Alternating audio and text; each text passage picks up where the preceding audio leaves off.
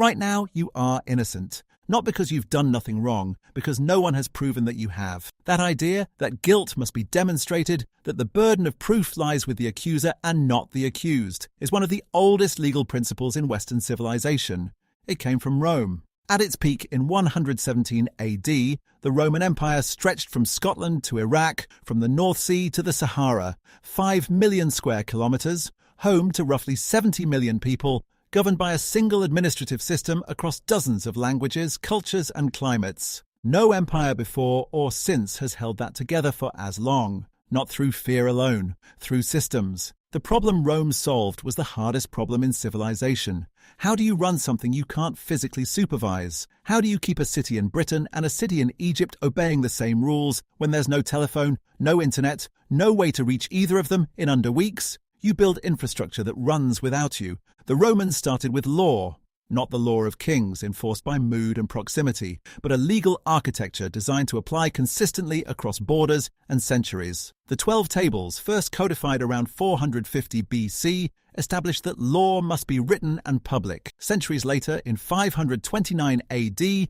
Emperor Justinian compiled every Roman law ever written into a single code, the Corpus Juris Civilis, the body of civil law. Mary Beard, classicist at the University of Cambridge and author of SPQR, has argued that Roman law was the empire's most durable export, more lasting than any of its monuments. The presumption of innocence, the right to face your accuser, the concept that law applies equally regardless of rank. These are not modern inventions, they are Roman ones, carried forward through Justinian's code into medieval European law, and from there into every legal system that traces its roots to Europe. Your right to a fair trial is older than your country, older than most countries. Then there were the roads. At its peak, the Roman road network spanned over 250,000 miles, from Hadrian's Wall in northern England to the edge of the Persian desert. Built straight, built to last. Engineers poured layers of gravel and stone over a bed of sand, cambered for drainage, wide enough for 2 carts to pass. They were not designed for a journey. They were designed for an empire.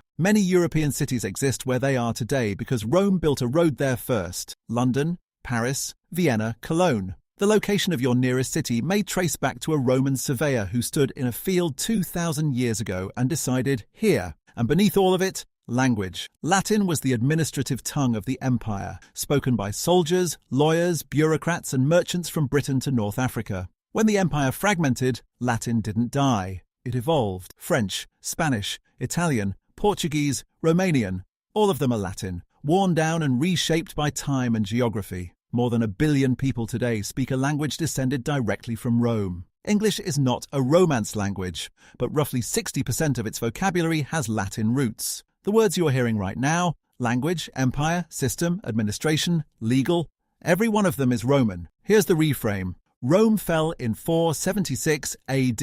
Every history book says so. The last emperor of the Western Roman Empire, a teenager named Romulus Augustulus, was deposed by a Germanic chieftain. The empire ended. But the system didn't. The roads kept directing traffic. The legal principles kept shaping courts. The Latin kept evolving into new languages. The calendar Julius Caesar reformed in 45 BC, adjusted once more by Pope Gregory XIII in 1582, is the one on your phone right now. The Aqua Virgo, an aqueduct built in 19 BC to supply water to Rome, still flows today. It feeds the Trevi Fountain. Rome has been feeding the Trevi Fountain for over 2,000 years without interruption. Rome didn't fall. Rome dissolved into everything around it, into the foundations of your cities, the structure of your laws, the roots of your words, the shape of your calendar. It became so embedded in the background of civilization that we stopped seeing it. That's not defeat. That's permanence of a different kind. 4 civilizations, 4 gifts. Babylon gave you time and the rule of law. Egypt gave you the need to be remembered.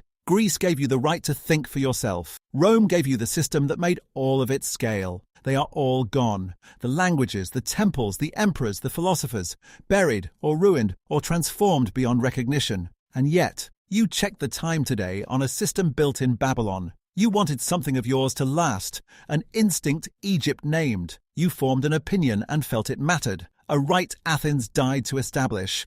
And you moved through infrastructure, obeyed laws, and spoke words that Rome built. You are not at the end of history. You are what it's been building toward. What remains isn't ruins, it's you.